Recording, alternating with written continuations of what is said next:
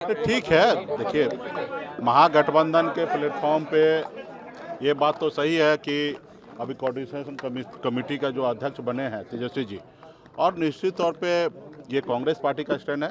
बिहार में निर्विरोध क्लियर है कि तेजस्वी प्रसाद यादव जी मुख्यमंत्री का कैंडिडेट है। हाँ, ये बात सही है कि सभी दल चाहते हैं, कांग्रेस पार्टी भी या चाहे वीआईपी हो या लेफ्ट पार्टी हो, सभी लोग चाहते हैं कि सब चीज़ एक साथ में क्लियर हो जाए कि राज्य में डिप्टी सीएम कौन बनेंगे, कौन पार्टी कितने सीट पर लड़ेंगे, कहाँ लड़ेंगे। ये सारे चीज़ क्लियर होंगे तो सीएम का भी चेहरा भी क्लियर हो ही जाएंगे। सीएम के चेहरा पे कोई विवाद नहीं है, ठीक है। सीएम के चेहरा पे कोई पार्टी दावेदारी करेंगे तब ना विवाद होगा। जब कोई नॉमिनेशन ही नहीं कर रहे हैं तो फिर दूसरा आदमी का जीतने का तो सवाल ही नहीं पैदा हो रहा।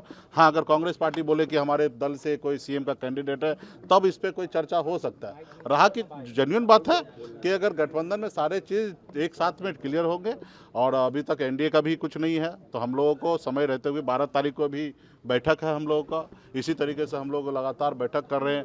हमारे सब कमेटी है वो भी आपस में बैठक कर रहे हैं। पूरे बिहार प्रदेश में जिला अध्यक्ष, प्रखंड अध्यक्ष सभी पार्टी का आपस में बैठकर मीटिंग कर रहे हैं। तो हम लोग का अपना तैयारी है और आने वाला समय में सीएम का चेहरा भी हम लोग बढ़िया से अच्छी तरीके से, जैसे अभी आपने देखा ना गाना को कैसे लॉन्च किए, उसी तरीके से हमारे बिहार का जो कल का जो सीएम होगा 2025 का वो लॉन्च किया जाएगा और बड़े धूमधाम से पूरे बिहार में मिठाई बटेगा। बिहार से और सभी सीटों पर तैयारी है उनकी, तो कैसे तो लड़ना चाहिए। हमारा शुभकामना है उनको कि बिहार में चुनाव लड़ना चाहिए। मेरा विशेष शुभकामना है कि 243 पे भी लड़ ले। इससे पहले 135 पे लड़े थे। ये हिम्मत नहीं है कि 243 पे लड़ लेंगे, जबकि लड़ाई में जंग में सब जायज है।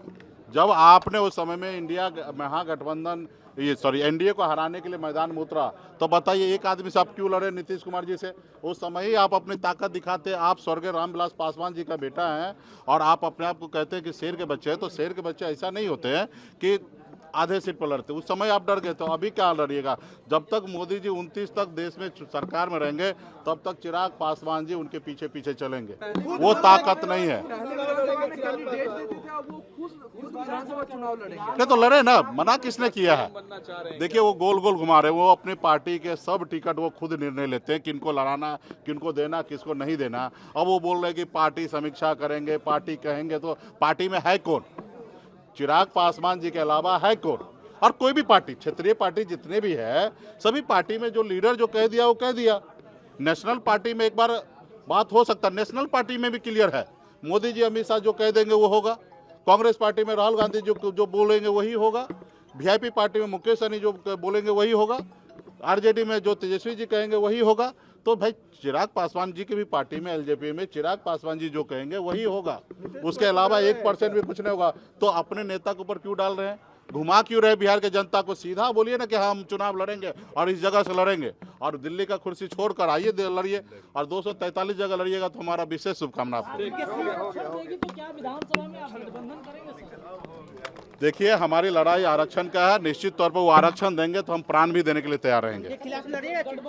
नहीं तो उसको इस बार खैर नहीं है।